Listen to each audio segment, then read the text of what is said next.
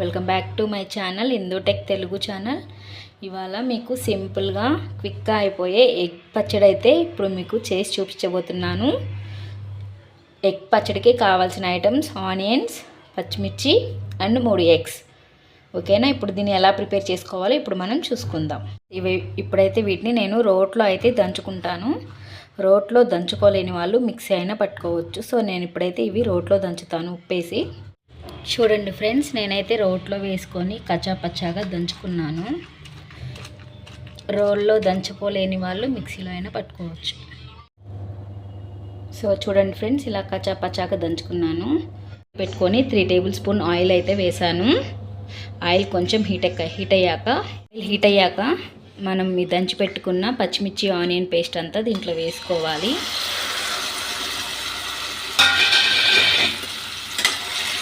వేసుకొని మనం దీన్ని బాగా ఫ్రై అవ్వనివ్వాలి. కలర్ అయితే చేంజ్ అవ్వాలి ఆనియన్ పచ్చిమిర్చి.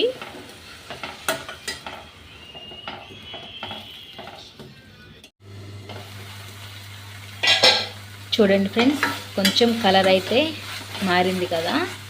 సో ఇప్పుడు దీంట్లో కొంచెం కరివేపాకు, చిటికెడు పసుపు వేసుకొని కలుపుకోవాలి.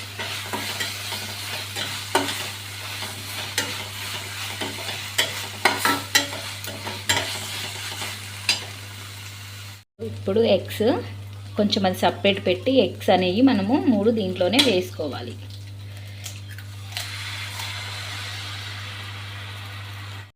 చూడండి ఫ్రెండ్స్, 3 ఎగ్స్ అయితే వేసాను కదా. ఇప్పుడు మనం దాన్ని ఏం కదిలీకుండా 5 మినిట్స్ మూత అయితే పెట్టుకుందాం. చూసారు కదా, ఇప్పుడు కొంచెం రోస్ట్ అయినాక మనం దీన్ని కొంచెం కలుపుకోవాలి. ఇప్పుడు మనం మొత్తాన్ని కలుపుకోవాలి బాగా.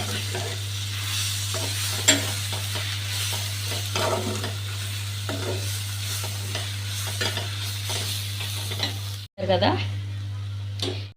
ఇలా పెద్ద పెద్ద పీసులు ఉండేలా మనం కొంచెం ఆమ్లెట్ని ఫ్రై అయినిచ్చినాక మొత్తం కలిపి మిక్స్ చేసుకోవాలి. సో అన్నంలోకి కానీ చపాతీలోకి కానీ చాలా టేస్టీగా ఉంటుంది. ఒకసారి అందరూ తప్పనిసరిగా ట్రై అయితే చేయండి.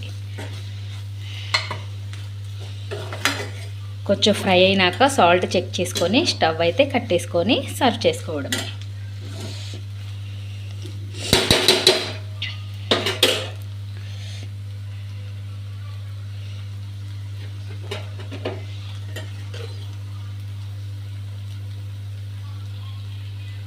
ఫైనల్గా మన ఎగ్ పికిల్ అయితే, ఎగ్ పచ్చడి అయితే రెడీ అయిపోయింది. ఇంకా అన్నం పెట్టేసుకొని వేడి అన్నంలో కూర సర్వ్ చేసుకొని తింటే సూపర్ ఉంటుంది. Thank you for watching. నా వీడియో మీకు నచ్చినట్టయితే లైక్ చేయండి, షేర్ చేయండి, సబ్స్క్రైబ్ కూడా చేసుకోండి. Okay, bye bye.